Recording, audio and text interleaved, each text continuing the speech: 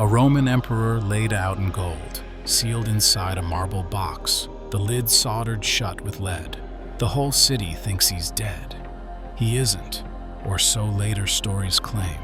Hours later, cathedral guards swear they hear a voice, thin, desperate, echoing from the stone. "Have pity on me." Word reaches his wife. She turns her back. For 3 days, the knocking keeps coming, then stops forever.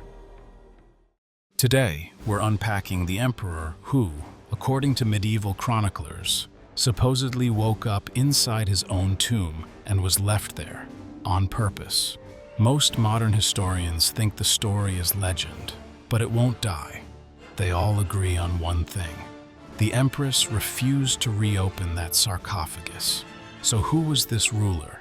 How did he fall into a coma that fooled everyone? And why would his own wife choose marble-certain murder? Let's crack the lid and peek inside.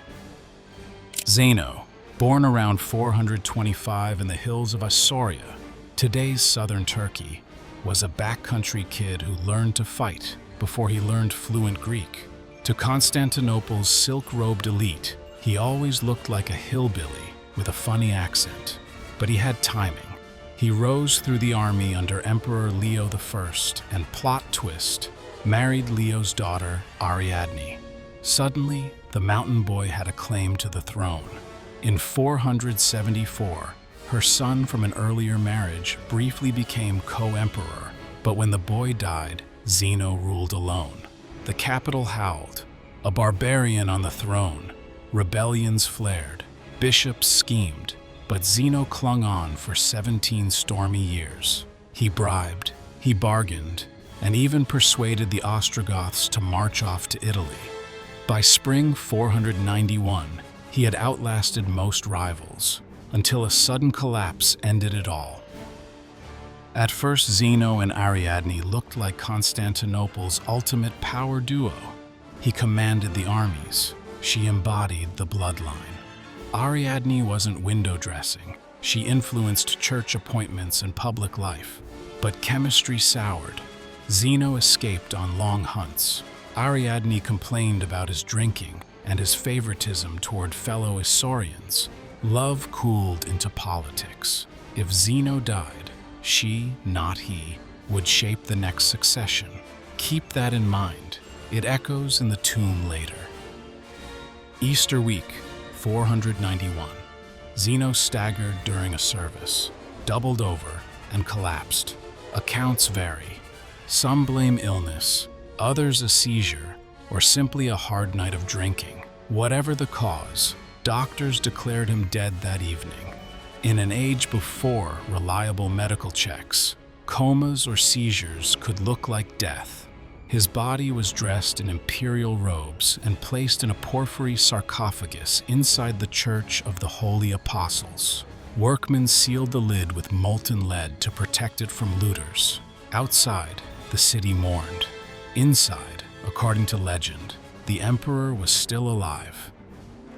Later, Byzantine chroniclers claimed that on the first night, guards heard knocking from inside the sarcophagus.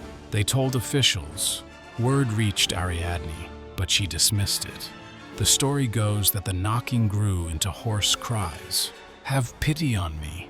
Some soldiers begged to open the lid, but Ariadne forbade it.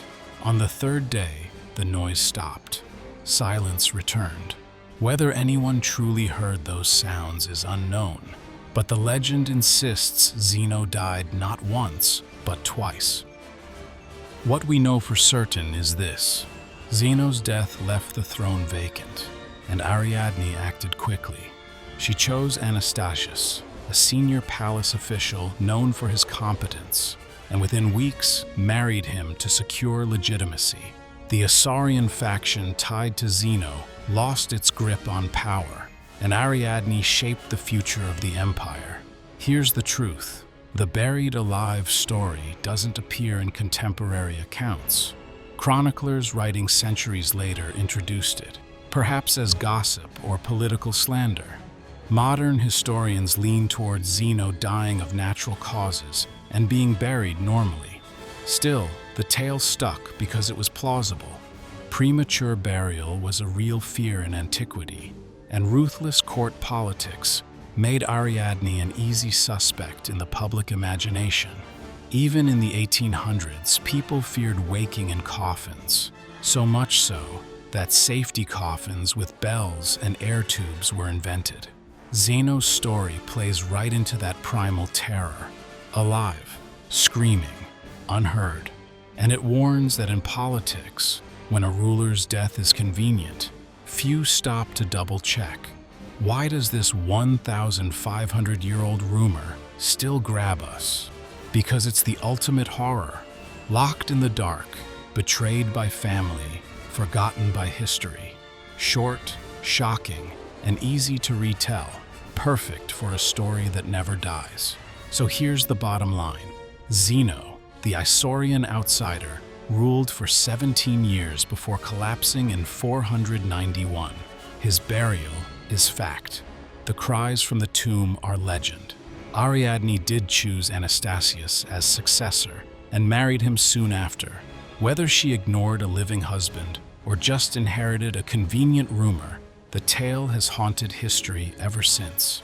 Next time you walk past a carved sarcophagus, remember, behind those stone faces may lie a story we'll never fully know.